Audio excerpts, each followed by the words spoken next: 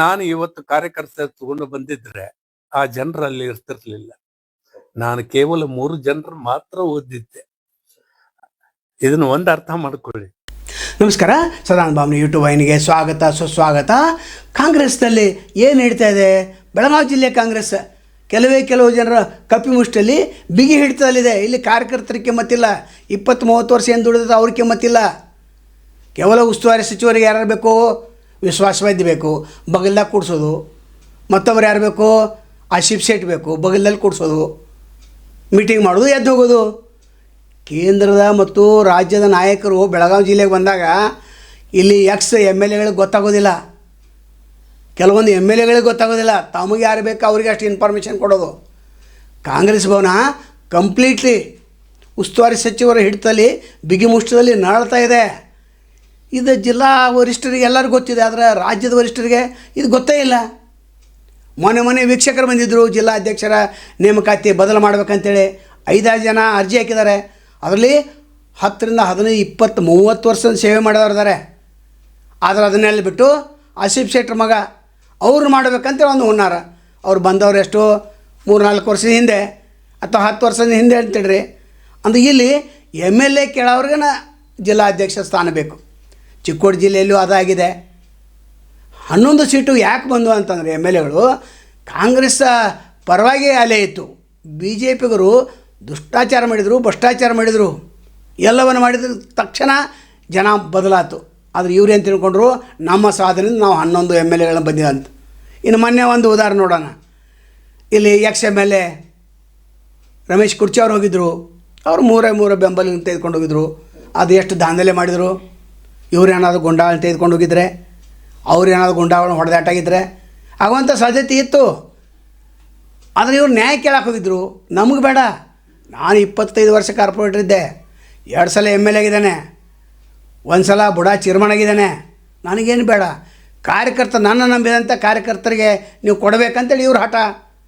ಆದರೆ ಇಂದಿಗೂ ಕೂಡ ಆಹ್ವಾನ ಪತ್ರಿಕೆ ಸಹಿತ ಕೊಟ್ಟಿರಲಿಲ್ಲ. ಯಾರೋ ಹೇಳಿದರು, ಸರ್ ನೀವು ಬರಲೇಬೇಕು, ನೀವು ಬರದೇ ಹೋದರೆ ವೀಕ್ಷಕರಿಗೆ ಏನೂ ಗೊತ್ತಾಗೋದಿಲ್ಲ ಅಂತ. ಆವಾಗ ವೀಕ್ಷಕರ ಮುಂದೆ ಬಡದಾಟ. ಆದರೆ ವೀಕ್ಷಕರು ಏನು ಮಾಡುವಂತಿಲ್ಲ. ಪಾಪ ಯಾರೋ ಹೇಳಿರ್ತಾರೆ, ಇವರು ಬಂದಿರ್ತಾರೆ. ಈಗ MLA ಟಿಕೆಟ್ ಕೊಡಂತ ಹೇಳ್ತಾರೆ ಕಾಂಗ್ರೆಸ್ ಅವ್ರಿಗೆ. 8 ಜನರಿಗೆ ಕೊಟ್ಟಿದ್ದಾರೆ, ಹೈಕಮಾಂಡ್ ಹೇಳಿದ್ರು ಕೂಡ ಕೊಟ್ಟಿಲ್ಲ. ಉದಾಹರಣೆ ಯಾವುದು, ರಾಯಬಾಗದ್ದು ಶಂಭು ಕಲ್ಲೋಳ್ಕರ್ ಫೈನಲ್ ಆಗಿತ್ತು. ಪಕ್ಷಕ್ಕಾಗಿ ದುಡ್ಡನ್ನು ಕೊಟ್ಟಿದ್ದರು. ದೊಡ್ಡ ಒಂದು ಸಭೆಯಲ್ಲಿ RPD ಕಾಲೇಜಲ್ಲಿ ಏನು ದೊಡ್ಡ ಸಭೆ ಇತ್ತು, ಅಲ್ಲಿ 5,000ಕ್ಕಿಂತ ಹೆಚ್ಚು ಕಾರ್ಯಕರ್ತರನ್ನು ತರಿಸಿದ್ರು. ಲಾಸ್ಟಿಗೆ ಏನಾಯಿತು, ಕೊಡಲಿಲ್ಲ. ಕಾಂಗ್ರೆಸ್ ಪಕ್ಷ ಮುಂದಿನ ಸಲ ಆಳ್ಕೆ ಮಾಡಲಿಕ್ಕೆ ಸಾಧ್ಯನೇ ಇಲ್ಲ, ಅಂದರೆ ಆರಿಸಿ ಬರಲಿಕ್ಕೆ ಸಾಧ್ಯನೇ ಇಲ್ಲ 2028ರಲ್ಲಿ. ಇನ್ನು ಜಿಲ್ಲಾ ಲೆವೆಲ್ ತಾಲೂಕು ಪ್ಲೇಸಲ್ಲಿ ನೋಡಿದ್ರೆ ಅಲ್ಲಿ MLAಗಳು PAಗಳು ಇವರನ್ನೇ ಅಧ್ಯಕ್ಷ, ಉಪಾಧ್ಯಕ್ಷ, ಸೆಕ್ರೆಟರಿ, ಬ್ಲಾಕ್ ಅಧ್ಯಕ್ಷ. ನಿಷ್ಠಾವಂತ ಕಾರ್ಯಕರ್ತರಿಗೆ ಎಲ್ಲಿದೆ? BJPಯಲ್ಲೂ ಕೂಡ ಇದಾಗಿತ್ತು. ಹೀಗಾಗಿ ಕಾಂಗ್ರೆಸ್ ಪಕ್ಷವನ್ನು ಆಡಳಿತ ತಂದರು. ಈಗ ಮತ್ತೆ ಅದೇ ಹಾಡು ಅದೇ ರಾಗ. ಎಂದೂ ಕೂಡ ಒಮ್ಮೆ ಸೌಜನ್ಯವಾಗಿ ಬೆಳಗಾವಿ ನಗರದ ಬಗ್ಗೆ, ಇತಿಹಾಸ ಬಗ್ಗೆ ಎಲ್ಲ ಗೊತ್ತಿದೆ ರಮೇಶ್ ಕುರ್ಚಿ ಅವರಿಗೆ. ಅವ್ರನ್ನೇನ ತಂದು ಮಾತಾಡಿಸಿದ್ರ? ಕಾಂಗ್ರೆಸ್ಸಿಗೆ ಏನು ಲಾಭ ಆಗಿದೆ? ಅವರಿಂದ ದೊಡ್ಡ ಲಾಭವನ್ನು ಪಡ್ಕೊಳ್ಬೇಕಾಗಿತ್ತು. ಇವ್ರಿಗೆ ಹಾಗಿಲ್ಲ. ಜೈ ಜಯಕಾರ ಹಾಕೋರ್ಬೇಕು, ಛತ್ರಿ ಹಿಡಿಯೋರ್ಬೇಕು, ಚಮಚಾಗಿರಿ ಹಾಕೊಳ್ಬೇಕು ಇವರಿಗೆ. ಹೀಗಾಗಿ ಕಾಂಗ್ರೆಸ್ ಪಕ್ಷ ಸಂಪೂರ್ಣವಾಗಿ ನರಳ್ತಾ ಇದೆ. ಇನ್ನು ಚಿಕ್ಕೋಡಿ ಜಿಲ್ಲೆ ಹೋದಾಗ ಅದೇ ಪರಿಸ್ಥಿತಿ ಆಯಿತು. ಅಲ್ಲಿ ಕೂಡ ವೀಕ್ಷಕರು ಬಂದರು, ಹೆಸರು ತೆಗೆದುಕೊಂಡು ಹೋದರು. ಅದರ ಪಾರದರ್ಶಕ ಆಡಳಿತ ಎಲ್ಲಿದೆ? ಚುನಾವಣೆ ಪಾರದರ್ಶಕವಾಗಿ ಆಗೋದಿಲ್ಲ. ರಾಜ್ಯದ ಯುವ ಅಧ್ಯಕ್ಷ ಘಟಕದ ಕೂಡ ತಮಗೆಲ್ಲ ಗೊತ್ತಿದೆ. BJP ಪಕ್ಷದಲ್ಲಿ ಸ್ವಲ್ಪ ಕಾರ್ಯಕರ್ತರ ಕಿಮ್ಮತ್ತಿದೆ. ಅಟ್ಲೀಸ್ಟ್ ಅವ್ರು ಸಣ್ಣ ಪುಟ್ಟ ಕೆಲಸಗಳನ್ನು ಕೊಡ್ತಾರೆ. ಇಲ್ಲಿ MLA ಆಜುಬಾಜು ಇದ್ದವ್ರಿಗೆ 4 ಮಂದಿ ಅಷ್ಟೇ ಕೆಲಸ ಕೊಟ್ಟು, ನಾವು ಕಾರ್ಯಕರ್ತರಿಗೆ ನಾವು ಕೆಲಸನ ಕೊಡತ್ತೇವೆ, ಅವರು ಸನ್ಮಾನ ಮಾಡತ್ತೇವೆ ಅಂತ ಹೇಳ್ತಾರೆ. ಏನೂ ಇಲ್ಲ. ಹೀಗಾಗಿ ಬೆಳಗಾವಿ ನಗರದಲ್ಲಿ ವಿಶೇಷವಾಗಿ ಇಲ್ಲಿ ತಮಗೆ ಯಾರು ಬೇಕು ಅವರನ್ನು ನೇಮಕ ಮಾಡ್ತಾಯಿದ್ದಾರೆ. ಇದಕ್ಕೆ ರಮೇಶ್ ಕುರ್ಚಿ ಅವರು ವಿರೋಧವನ್ನು ವ್ಯಕ್ತಪಡಿಸಿದ್ದಾರೆ. ಅವ್ರು ಏನು ಹೇಳಿದ್ದಾರೆ ಅದನ್ನು ಕೇಳಿಸ್ಕೊಳ್ಳೋಣ. ನನಗೆ ಇವತ್ತೂ ಆಹ್ವಾನ ಬಂದಿಲ್ಲ, ಆದರೆ ನನಗೆ ಗೊತ್ತಾಯ್ತು ಇವತ್ತು ನಾನು ಹೋಗಲಿಲ್ಲ ಆದರೆ ಮುಂದೆ ಹೋಗೋದು ಸಾಧ್ಯ ಇಲ್ಲ ಅನ್ನೋದು ನನಗೆ ಗೊತ್ತಾಯ್ತು. ಯಾಕಂದ್ರೆ ನನ್ನ ಅನುಭವ ಹೇಳ್ತಾ ಇದ್ದೇನೆ. ಜಿಲ್ಲಾ ಮಂತ್ರಿಗಳು ತಮಗೆ ಬೇಕಾದವ್ರನ್ನ ನೇಮಿಸ್ತಾರೆ. ಈ MLAಗಳು ತಮ್ಮ ಮಕ್ಕಳಿಗೆ, ತಮ್ಮ ಅಣ್ತಂಬರಿಗೆ, ಇವ್ರಿಗೆ ಬಿಟ್ಟು. ಕಾಂಗ್ರೆಸ್ ಅಂದ್ರೆ ಇವ್ರು ಏನು ಫ್ಯಾಮಿಲಿ ಇದು? ಇವ್ರಿಗೆ ಅಷ್ಟೇನಾ?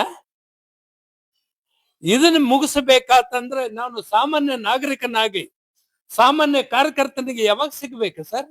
ನನ್ನ ಸಲುವಾಗಿ ನಾನು ಎಂದು ಕೇಳಿಲ್ಲ. ನಾನು ಇವತ್ತೇನ್ ಕೊಡಬೇಕಾಗಿದೆ, ಏನ್ ಮಾಡ್ತೀರಿ ಸಾಮಾನ್ಯ ಜನರಿಗೆ ಕೊಡಿ, ಏನು ಕಾಂಗ್ರೆಸ್ ಬೆಳೆಸುವಂತ ವ್ಯಕ್ತಿ ಕೊಡಿ. ಏನಾಗಿದೆ ಇವತ್ತು ಕಾಂಗ್ರೆಸ್ ಅಂದ್ರೆ ಬೆಳಗಾವಿ ನಗರದಲ್ಲಿ ಕೇವಲ ಒಂದು ತಮ್ಮ ಸಮಾಜ ಬಿಟ್ರೆ ಮತ್ತೊಂದೇನು ಇಲ್ಲನು ಇವರಿಗೆ. ಸಮಾಜ ಅಂತಂದ್ರೆ ನಾನು ಆ ಸಮಾಜದ ಓಟ್ದಿಂದನೇ ಆರಿಸಿ ಬಂದವನು, ನಾನು ಅದನ್ನೇ ಹೇಳ್ತಾ ಇದ್ದೇನೆ. ಆದ್ರೆ ನಾನು ಮಾಡಿದಂತ ಕೆಲಸ ಇವತ್ತು ಬೆಳಗಾವಿ ನಗರದಲ್ಲಿ ನೀವು ಕೇಳಬಹುದು, ಏನ್ ಆಗ್ತಿದೆ, ಏನ್ ಮಾಡ್ತೇವೆ. ಸರ್, ಸದ್ಯ ಇವತ್ತಿನ ಘಟನೆಗೂ ನಿಮ್ಮ ಬೆಂಬಲಿಗರ ಮೇಲೆ ಹಲ್ಲೆ ಮಾಡೋದು ಏನ್ ಕಾರಣ? ನನ್ನ ಬೆಂಬಲಿಗರಿಗೆ ಹಲ್ಲೆ ಮಾಡೋದು ಅಂತಂದ್ರೆ ಅವರು ಇನ್ನೂ ಅವ್ರಿಗೆ ತಮ್ಮ ಮಕ್ಕಳಿಗೇನೆ ಕೊಡಬೇಕನ್ನೋದು ಒಂದು ಪ್ರಯತ್ನ ಮಾಡ್ತಾ ಇದ್ದಾರೆ. ಅದನ್ನ ಮಾಡಬಾರದು ಅನ್ನೋದೇ ನಮ್ದು ಉದ್ದೇಶ. ಇದೇ ನೀವು ಕಾಂಗ್ರೆಸ್ ಇದು ಮಾಡಿದ್ರೆ ಮತ್ತು ನಮ್ಮ ದಾರಿ ನಮಗೆ, ನಿಮ್ ದಾರಿ ನಿಮಗೆ ಆಗ್ತಿದೆ, ಇಷ್ಟ ಆಗ್ತಿದೆ.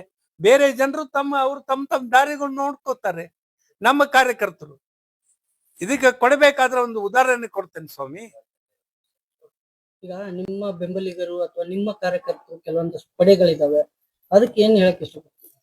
ಸರ್, ನಾನು ಇವತ್ತು ಕಾರ್ಯಕರ್ತ ತಗೊಂಡು ಬಂದಿದ್ರೆ ಆ ಜನರಲ್ಲಿ ಇರ್ತಿರ್ಲಿಲ್ಲ. ನಾನು ಕೇವಲ 3 ಜನರು ಮಾತ್ರ ಓದಿದ್ದೆ. ಇದನ್ನ ಒಂದು ಅರ್ಥ ಮಾಡ್ಕೊಳ್ಳಿ.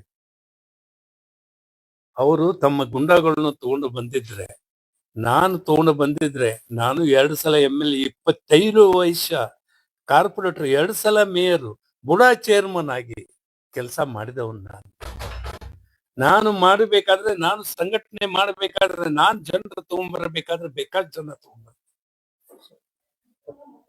ಅನೇಕ ದಿಟ್ಟ ವರದಿಗಳನ್ನು ನಾವು ನಿರಂತರವಾಗಿ ನಾವು ಮಾಡ್ತಾ ಇರ್ತೇವೆ. ಆದರೆ ಯಾರಿಗೂ ಸಹಾಯ ಮಾಡಬೇಕಂತ ಅನಿಸ್ತೈತೆ.